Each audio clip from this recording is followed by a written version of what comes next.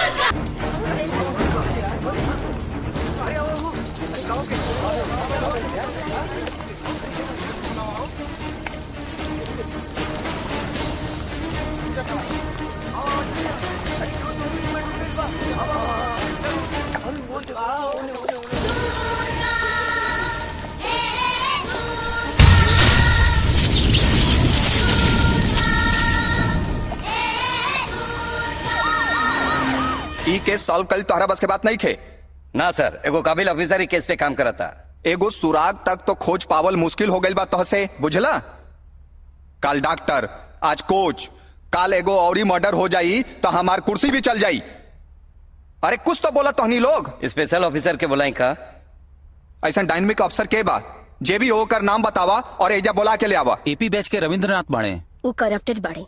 दिलीप वर्मा कैसन रही है? वो तो सरफिरा बाड़े। कुमार चौधरी वो तो जातिवादी बाड़े। दीपिका चौहान। मर्द के नाम ला, मर्द के। ये सब में केहू ना आई। अरविंद पिल्लई के बुलावा। सर, ओकरा के बुलावल बम के ऊपर पैर रखे के बराबर बा। एक बार हुआ सोच ली। कहा ना उसी को बुलाओ। पहले ओकरा के बुलावा।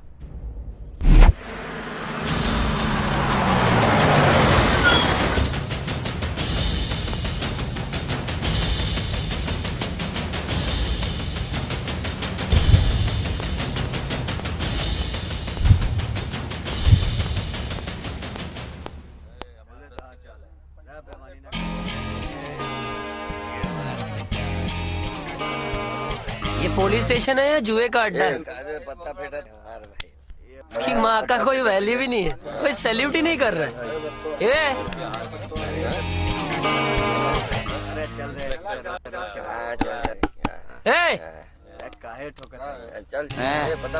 अरे तोरे जेब में जितना बा निकाल निकाल पैसा। अब कुछ नहीं के साहब। बड़ा खराब देता यार। हेलो, अरे अरे ठाकुर साहब आ गए ले। ओके सर। हाँ हाँ आ गए ले। हाँ ओके सर। सही पता। केकरा से बोला था? ठाकुर साहब से। ये ठाकुर के है? रहुआ के आवे के पहले हमनी के पता चल गए रहे। हमरा आइला से पहले हमारा डिटेल वहाँ पहुँच गए। हाँ, यहाँ जे भी आवेला ओका सबसे पहले ठाकुर साहब के हवेली पे हाजिरी लगावे के पड़ेला। और ना गई नहीं तब? ना गईले ता ऊपर जाइबा। हमरा ऊपर रह के जाएगी। हाँ। तो क्या घर मालूम बा? मालूम बा। चलना। अरे चलना चलना। हे, एक मिनट। अब चल। वेलकम वेलकम वेलकम नया ऑफिसर मिस्टर अरविंद। जे हमरा दरवाजा पे आवेला हम समझ जाइली कि वो हमारा आदमी बन गईल बा। वैसे तो सबके यहाँ आवे के पड़ेला, काहे कि हम खजाना और जनाना दोनों देवेनी। खूब, बहुत खूब। वैसे भी अरविंद पिल्लाई को 3 चीज बहुत पसंद है। खाना, खजाना और जनाना। अपना काम बनता, भाड़ में गई जनता। जनाना हाजिर बिया। ई दिल्ली के, ई पटना के, ई मुंबई के, सब अलग अलग स्टेट के बारे। लड़कियन के साथ ऐश करा, आपन घर समझ के यहाँ मौज मस्ती करा। जा। खूब।